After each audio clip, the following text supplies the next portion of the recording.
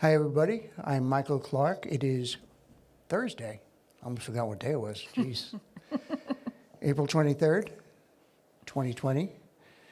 And this is Facts at 5, ultra local news, here with Morgan Vaughan. Say hello, Morgan. Hello, Morgan.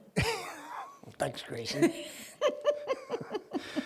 So just before we get started, I just wanted to touch on the fact that, as you mentioned in yesterday's show, that the town is putting into the beach regulations, the beach parking regulations. If I get the words right in the the right order. the right That's order, good. yeah, it's actually better. But that starts tomorrow, and the town has suspended the sale of non-resident parking permits moving forward, and launch ramp permits and things like that. And Peter Spanskoyak is still pushing, as he should, the social distancing. I mean, that's the reason why we're at where we're at, right? I mean, because we've been following those guidelines. And Peter's going to be, you're going to be interviewing him He's going to tomorrow, be, I think that for the foreseeable future, we're going to have Peter on every Friday at 5:15 about. So after our segment of Facts at 5, he'll be on after that. Okay, he's going to play some I hope so. guitar music? Yeah, and I'll do it too. I'll play with him. So why don't you fill us in on some of the Suffolk County stats and that type of thing? So unfortunately, yesterday there was a little bit of a bump up. Okay. So we had 3 days where the numbers were going down. But Suffolk County's numbers of confirmed COVID-19 cases went up again yesterday, Wednesday, April 22nd, to 844. So we have a total of 29,588. And this marked an end to the 3-day decline in new cases. Yeah, we're on a nice roll there. And, we're hoping that that's, right now we're in the middle of the data, so we can't tell what's going to happen. We don't know if that's a trend upward or if this is a general trend downward. So it's like we just have to keep being vigilant. Stay the course, right? Yep. Yeah. And I mean, see you what's get gonna those blips, in any kind of numbers, right? Sure, I yeah. mean, those things happen, they go up and down. It can be a blip or it can be a trend, but we won't know. Right. And there's a lot we don't know. Yeah, there's a lot we don't know.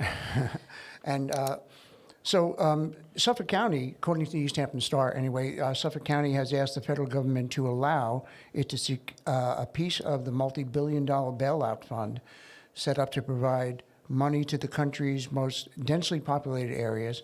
Suffolk does not meet the eligibility threshold for the aid, but Executive Director, County Executive Stephen Malone said that help from Washington would be critical to assuring the stability of Suffolk's 10 towns, 71 school districts, and 110 fire districts, among others, if property owners failed to make tax payments. The federal fund, the $500 million municipal liquidity facility, was set to provide a borrowing stream to help cities and country's largest handful of counties. Right. So, that's a good thing. So, they're thinking outside the box a little bit. Okay, we don't necessarily fit into this criteria, but, the cutoff is 2 million. Right. And we're basically 1.5. But what's great is that Mr. Malone and Mr. Zeldin are really vying for with the government and trying to get this help, because Suffolk County, maybe we're just a little bit below the threshold, but we've been so hard hit that it's almost fair that we have the help because of the amount that we've been hit, unfortunately. Right. So what else we got going on? The other thing was, just to touch on briefly, I know real estate in terms of what happened in general is that because they had to shut everything down, sales of houses have dropped a little bit. On Long Island, the number of sales was dropped, down, right? but in the Hamptons, it sort of went up. In the Hamptons, inventory dropped about 20%, but the home price jumped up. Right. And we've seen a surge in rental activity.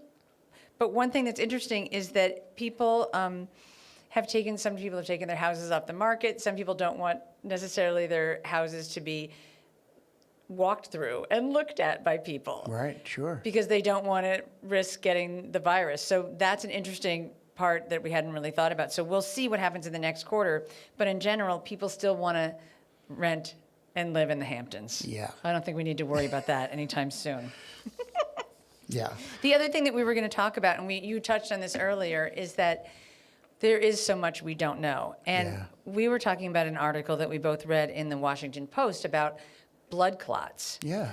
And how people, this is a presentation they're calling a complication along with COVID-19 that doctors are baffled by. Yeah. Yeah, apparently they were on a conference call and they all started just throwing out information saying, hey, did anybody notice that this was, I guess that's how these things happen, right? That's how you find out. Right. But you get these doctors on the phone, does anybody recognize, oh yeah, I'm recognizing that too. And suddenly it opened up a whole can of worms in Right. terms of, It's Yeah. a really interesting article, and I thought one of the most interesting parts of it was that you would think that people who had asthma, which are a lot of people, would be one of the top people presenting with this, but that's not happening. yeah, And so what they're finding, when the novel coronavirus first hit, the Centers for Disease Control and Prevention and others put people with asthma at the top of the list of people who might be the most vulnerable, which makes sense. which makes total sense. Yep.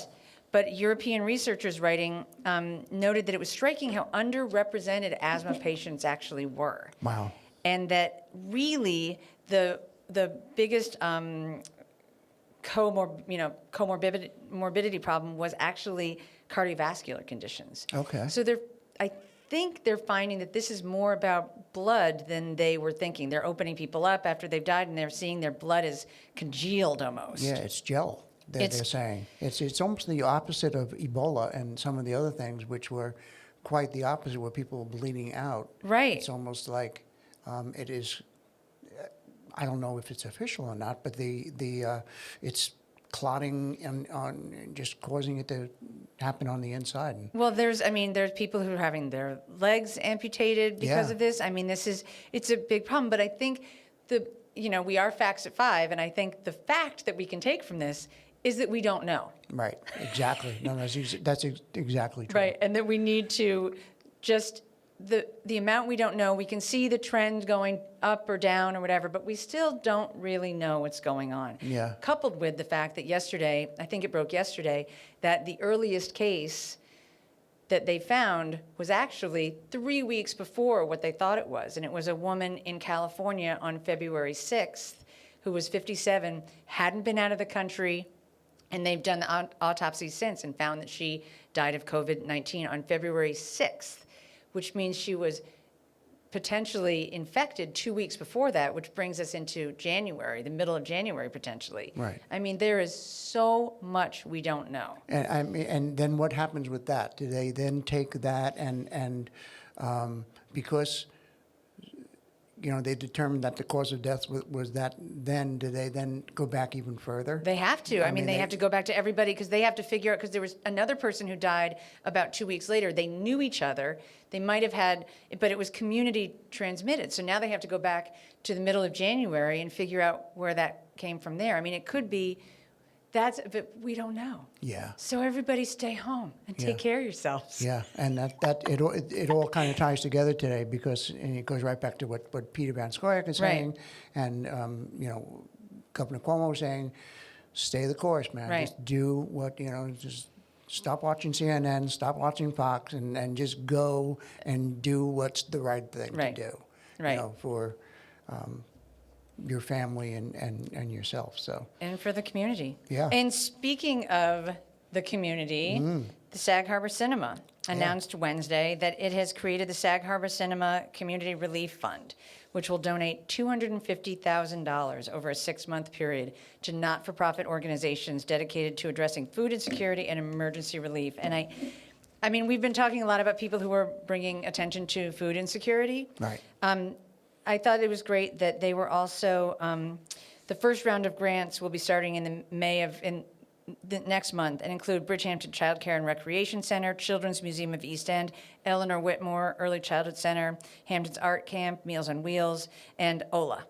So they're really, the Sag Harbor Cinema, it seems like they're really spreading the wealth. Yeah. And that sounds like a really great Especially idea. since they're not even open yet. They're not even open yet. And look what they're doing already. Yeah, I mean that's really a good thing. And there's so much money going towards the food pantries and Right. food. I mean, it's the one essential, right? So, Well, I think the other essential that I thought that was interesting is childcare, because I think that's because we're talking about starting the economy, but there's schools out. yeah.